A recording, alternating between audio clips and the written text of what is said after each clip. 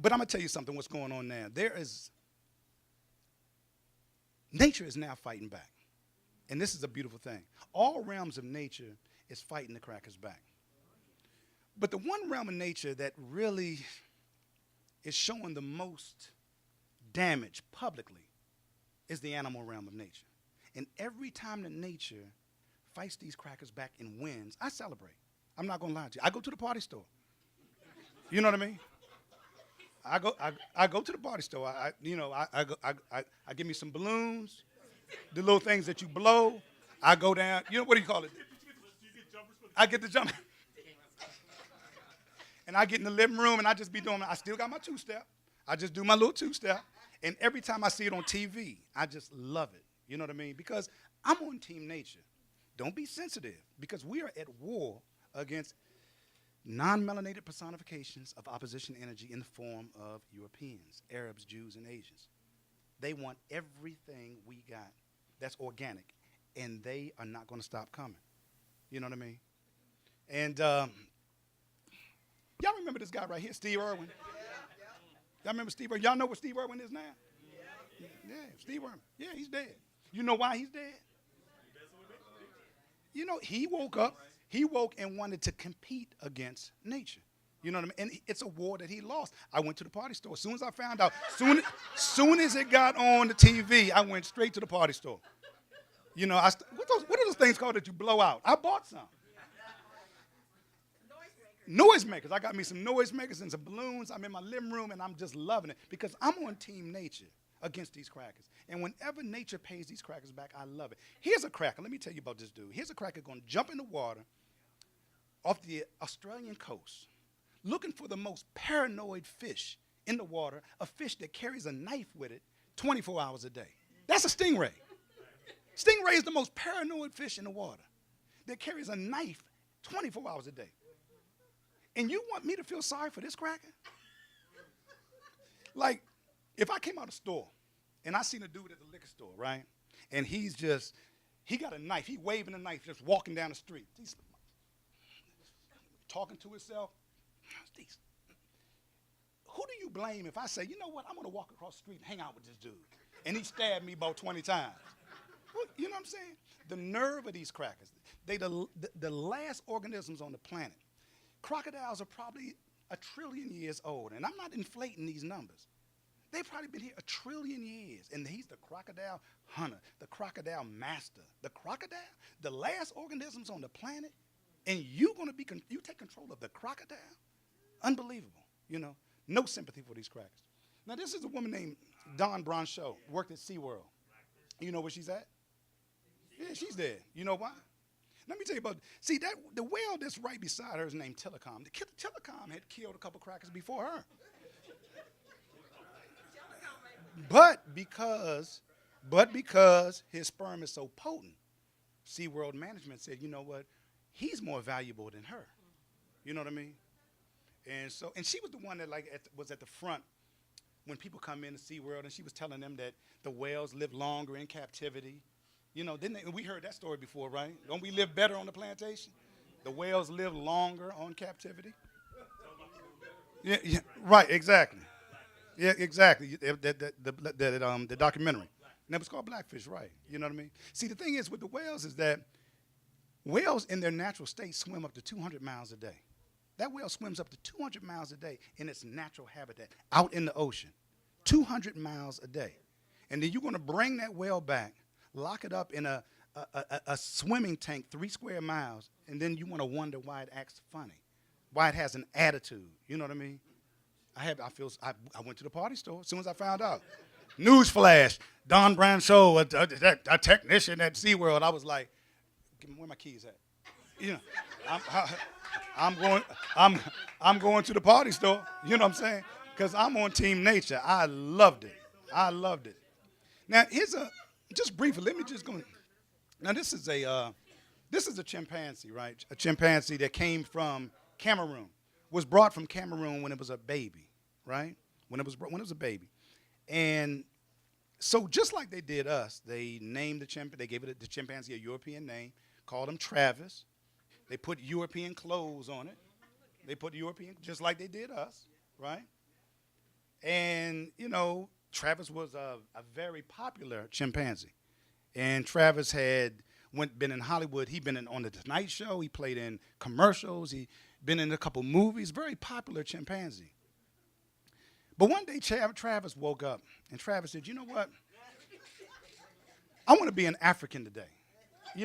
I'm tired of this Travis stuff because the woman that's next to Travis, is named the woman next to him is named Carla Nash. She's been the caretaker for Travis since he was a baby, right? They play video games together. They eat cereal together. You know what I mean? But one day Travis woke up and said, "You know what? I want to be a chimpanzee today. I want to be an African today. I want to be a Cameroon natural organic chimpanzee today." And this is what he did with her. And I went to the party store. I don't care what y'all say. I went to the party store. But here's the thing. Here's what you got to realize, right? She's still alive. She got over 100 plastic surgeries. 100. And donations came from all over the world with Europeans, right? Just to show you that it is a consensus war, us versus them. Everybody was donating for her plastic surgeries. So today she looks like the woman on the left, right? Now this is a girl named Diana Hansen. She worked for a place called Cat Haven, right, in Dunlap, California, okay? And she was cleaning the lion cage like she had done every day for 2 years. But one day the lion said, the lion, she forgot to lock it, the hatch back. The lion came through and snapped her neck and killed her instantly. And so here's the thing. So I went to the website because they killed the lion, just like they did kill Travis, by the way, because that's what they do to us. If we try to jump the fence, they kill us because we are at war, and that's what you do when you're at war. It's kill or be killed, right? Okay. So I went to the website. I said to myself, let me go to the website and check it out. And what I found out is that the lion that killed this white girl came from Botswana. So I did the mileage. And it was 10,000 miles between Botswana and Dunlap, California. So I said to myself, hold on. Now, you're talking about conservation. You're trying to help this lion. Do you really need to go 10,000 miles, tranquilize an animal, just like they tranquilized us with religion, put the animal in an airplane, just like they put us on a boat, take it back to a cage, just like they did with us with the plantation, right, to help the animal? Do you really need to take an animal 10,000 miles out of its natural habitat to help it? See, conservation is it's a form of hypnosis. There's no such thing as conservation. Now, when you go to the website and you see that they charge $20 to get into Cat Haven, that's why the lion is here, because of profit. Because of profit. Now, let me ask y'all just a quick trivia right quick. This is their former first lady, right? This is Jacqueline Kennedy, right? Let me ask y'all a question. I want y'all to help me out with this. How many African leopards do you think were killed to make that one coat? Just give me a number. 20? 10? How about you? Three leopards to make that coat.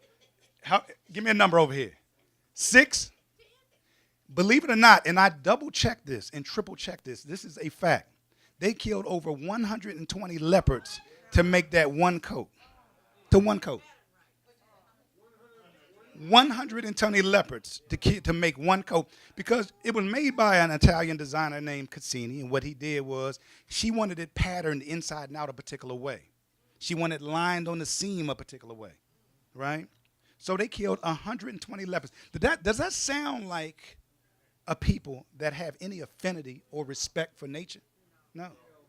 Now, this picture was in 1961. Now, in 1970, legislation passed, and we're going to talk about that, to stop the killing of leopards to make coats, just for coats, right? So for 10 years, they killed 205,000 African leopards from 1961 to 1970, just so that they could cover the demand, because now we got the first lady with a coat, so all white women in Australia, New Zealand, Europe, South America, everybody wanted that coat. So they killed over 200,000 African leopards to cover that demand.